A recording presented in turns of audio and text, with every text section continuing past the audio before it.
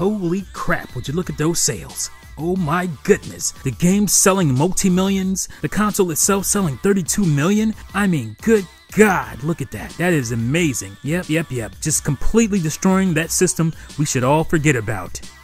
The GameCube. The Switch soared past that piece of trash in less than 2 years. The GameCube is irrelevant trash.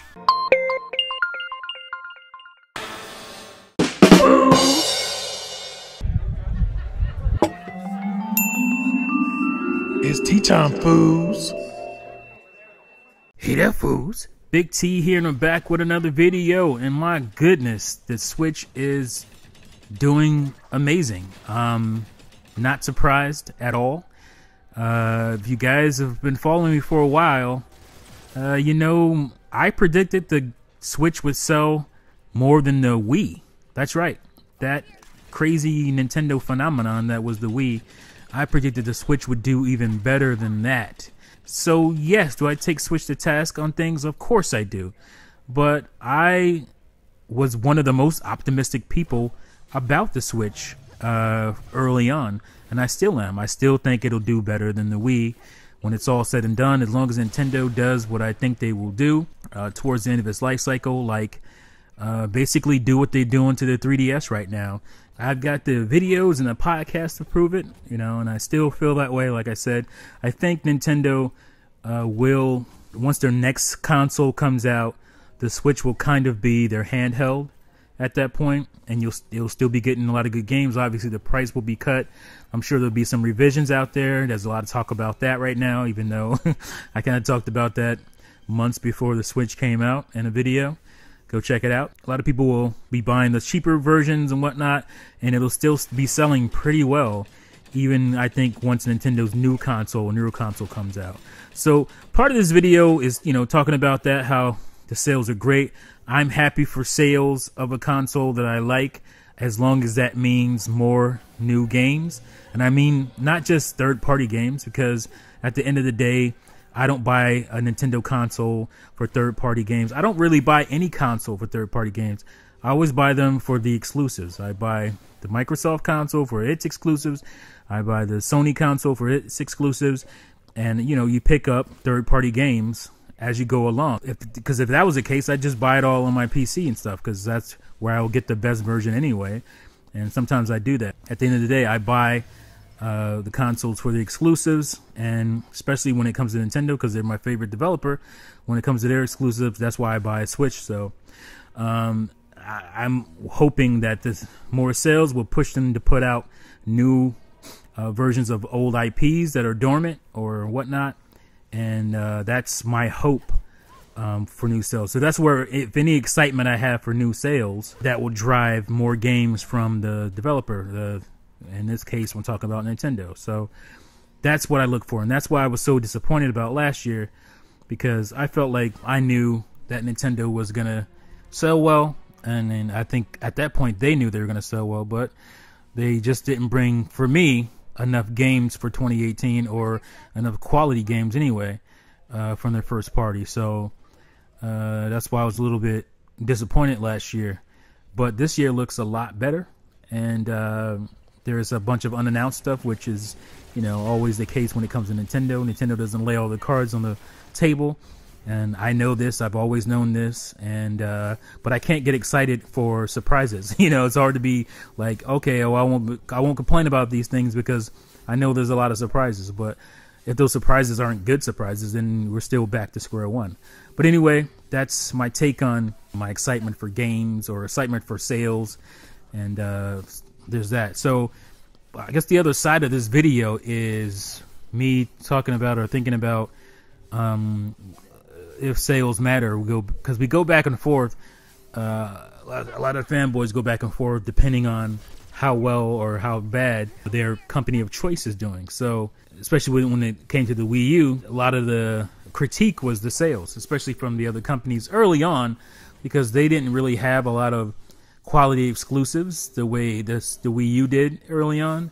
So it was all about, you guys aren't selling anything. But now that the Switch is selling anything, What is the argument against now? There's a lot of nuance. I see a lot of nuanced things people poking at, trying to get people riled up against. But I guess that's one good side effect of the sales, is that you can't use that as, at least on the Switch, you can't use that as a detriment to it.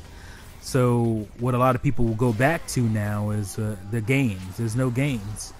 That's kind of a joke, because we all know that the Switch is getting a lot of especially Japanese third-party support, and then there's some other big third-party support coming from Bethesda, and it looks like Mortal Kombat 11 is happening. It's not look like, it is happening. I'm just thinking about if it's going to be day and date or not. Square is doing a lot of porting of their old Final Fantasy games, which is a good thing at the end of the day, because it's cool to have those games. I'm not too happy about the prices I'm seeing for these games, but they are there at least, and that'll just open up things in the future, hopefully. That stuff is happening. Looks like THQ Nordic is doing some cool stuff, and I'm sure they have some surprises they're going to bring, so that's cool. So it's getting much more support than the Wii U got, for sure, due part and parcel to the sales of the console. So that's another way where sales are good. But like I said, I want, at least I buy a Nintendo console for its core stuff, and then you pick up one stuff here and there based on whatever factors, if you want to play a quote-unquote lesser version of it, but you get the portability. So there's all kinds of different factors, like I said. But what is the argument now, fanboys? What is the argument against this Nintendo console? Because the quality exclusives are definitely there. Most of them were happening in the first year, and a lot of them seems like it's going to happen in this year, 2019. And there's definitely more games to play. There's over 1,000 games on Switch now. A lot of those games are indie games, and some of those are complete garbage. But it's a nice number. It's a nice round number, and there is a lot of quality there as well. What will be the argument at this point? What is the argument against the Switch? Because it's getting harder and harder to diss this Nintendo console, and the fanboys, they'll find ways, they'll find stuff to try to diss it with, but it's getting harder and harder to do so. Because you can't talk about exclusives, and you can't really talk about games because their games are there. I guess you can still harp on the power factor, but that usually falls on deaf ears. So it was getting hard out there.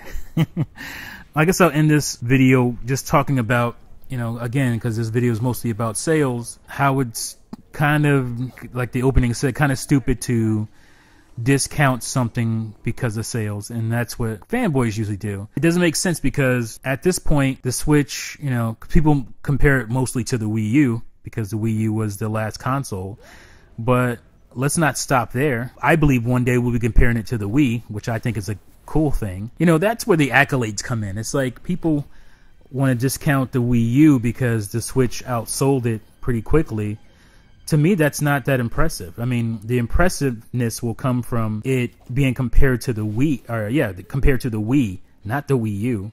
Because at that point, you can go back to the beloved N64, and the Switch is about to destroy that in sales pretty quickly. It's a lifetime sales pretty quickly.